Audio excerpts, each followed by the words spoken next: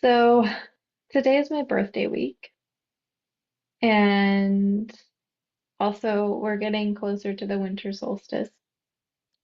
And I'm noticing this interesting thing happening where the energy and momentum of working and producing and putting my work out in the world is shifting. It's not that it's pausing or stopping, but it's like dropping down into the dream time space, into the darkness, into the space where things want to happen by being and by listening more so than by doing. And also naturally with my solar return, there is a cultivating and harvesting. Um, and I am just reflecting on this appreciation that of the role modeling that creatives and like musicians and artists are so good at sort of helping to like bring together the personal and the public, the deep like the personal story of the one who is channeling the work and its work and impact on the world. And I've been getting some instruction to be a little bit more bold and transparent about my personal story in bits and pieces as it feels right. And I suppose in conjunction with like my birthday and the fact that I'm have so much Sagittarius, uh, I really, really love being a force of inspiration and expansion.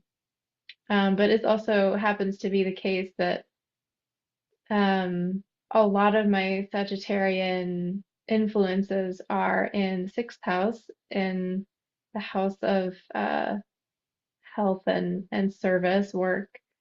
And what I've been through in the last few years has been so profound to the point where I really feel like when I when I tell people that it's possible to really rebirth yourself, to really transform yourself, and to really feel a sense of freedom on the other side of challenge. Like it's not just a petty thing to me. It is not a Hallmark card thing to me. It is gritty, it is real, it is lived. And so I hope that whatever I do share can be to help kind of get that message across, right? Yeah. And so, I guess before I share a little bit, I'll say, like trigger warning, like I'll keep it as gentle as possible, but what I want to share a little bit too is like what went on in my body and psyche after the experience of a incredibly shocking vaccine injury that was the Pfizer COVID vaccine in the fall of 2021. And I won't get into all of the ins and outs of it because that would take a long, long time. But the point I want to make today for the purpose of this video is to share that the experience that I had in my body and my psyche was as if I was being poisoned and as if I was being violated nonstop around the clock. So not only was I physically having nerve and uh, like hormonal and blood and even oxygenation pains and intense sensations of pain throughout my entire body, but I also had like I couldn't even think for myself. My own mind was as if it was hijacked by a different energy. I couldn't sleep if I started to. I was so exhausted, but if I would just start to doze off like the tiniest bit, into like a state of like a little bit more relaxed, like it was as if someone took a lever and turned it from 0 to 100 and just shot my entire system again with like the highest dose of a shock drug. Um, and spiritually, which is something that I have often throughout my life leaned on for grounding and support, it was as if my spiritual tether or like antenna, it was as if someone had taken that and like grabbed it and twisted it and folded it back in on itself and then sent like extremely chaotic and negative information through the wire.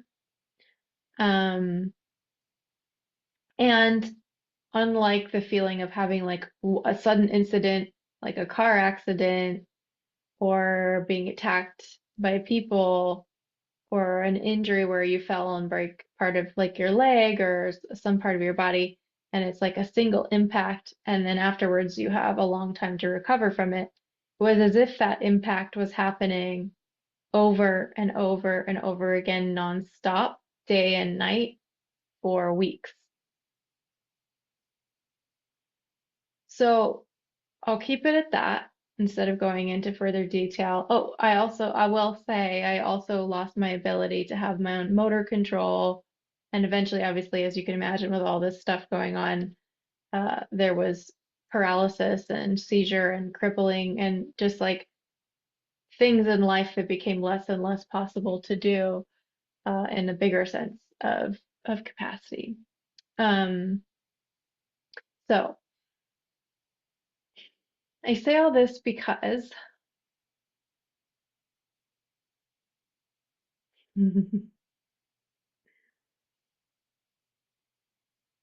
not only have I regained my sense of self, my ground, my body, but like it's been enhanced 100-fold. Okay, so um, I can't pretend to understand the great cosmic laws, although I do feel like I'm getting a lot of like ahas around that kind of thing these days. But I do think no one can fully comprehend them, even if you deeply studied, mystery school teachings and esoteric wisdom. There's an understanding that can be gained, and there's an understanding that cannot be gained. It can only be lived into and felt into. Um, on the other side of this, one of the greatest gifts has been a feeling that, and I'm not perfect, I still fall into victim consciousness sometimes, but an understanding that it's not the truth. An understanding that what I mean by victim consciousness is a sense of being at the whims or powerless to forces um, outside of oneself. Um, that doesn't mean that we can't be the victim of a crime or of a heinous um, offense and behavior of someone or something else. And it certainly doesn't condone those things. But what I'm saying is that there's a particular felt sense embodied knowing that we can exist inside of, which is impenetrable, which is immortal. I didn't expect myself just to say that. Did you see how surprised I was? But it's true. I sound kind of like a prophet or a preacher, but what the heck? Um, yeah, there's an immortality that we can tap into that isn't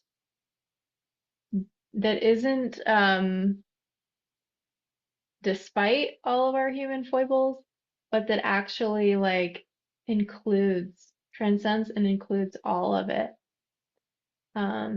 To be able to undergo such a violating experience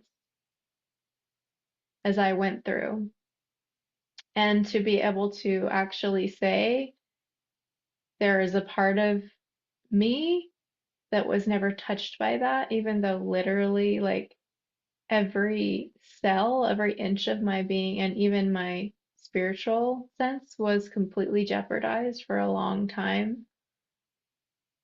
Um, I don't know if it was just part of what I was here to learn, um, so that I could know that with such conviction. Um, and, but I feel that way. And the reason that I share this is in case anybody needs that boost of confidence, um, to know that no matter how scary things feel, whether it's things that have already happened, are happening, or might happen, that feel like they will destroy or confuse or violate you, I suppose I just want to share a message that it's okay to be afraid, and also that there is a part of you that is okay. And maybe you know that part of yourself already, and you're cultivating that part of yourself. And again, it's not a part of you that is despite or trying to overcome or be this like badass. No, it's actually this, it's like water. It's like this soft power that can saturate all experience, that's not afraid to be afraid, or angry or upset or sad, or to feel grief, to feel crushed, to feel crippled. It's not afraid to feel powerless. It's not afraid to feel anything, and to know that it can actually, because it is greater than all of those things, move through those things like a wave, and change things just by the nature of its own grace. Um, yeah, I don't know if you can tell, but I'm actually feeling like a little bit of like the verge of tears behind my throat and eyes, because I'm just so in awe, honestly. And I want to keep this video shorter, so I should probably wrap this up. Um, but I hope that by me being a little more transparent and vulnerable and sharing a little bit of my personal journey, I'm hoping that it can let you know that the confidence that I have in the human capacity to transform suffering into grace, into true power, true empowerment, power with each other, with earth, with spirit, with the cosmos, power that enhances abundance for all beings, is 100% possible.